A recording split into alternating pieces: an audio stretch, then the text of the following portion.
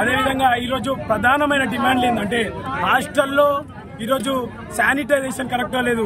హాస్టల్లో బాత్రూంలో నీళ్ళు ఒక హాస్టల్లో దాదాపుగా ఒక ఫ్లోర్కి 4 బాత్రూమ్ ఉంటే 2 బాత్రూంలో ట్యాపులు పనిచేయ సరిగా.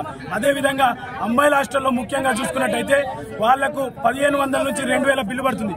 అయినప్పటికీ కూడా వాళ్లకు ఒకటేసారి అంటే ఒక్క స్పూన్ పెడితే మళ్ళీ తిరిగి వాళ్ళ ప్లేట్లో అయిపోయినాక మళ్ళీ తిరిగి వస్తే వాళ్ళకు పెట్టడానికి కూడా వాళ్ళ కేర్ టేకర్లు కిందికి మీదకి రెండు మూడు సార్లు చూస్తున్న పరిణామాలు ఇక్కడ ఉన్నాయి.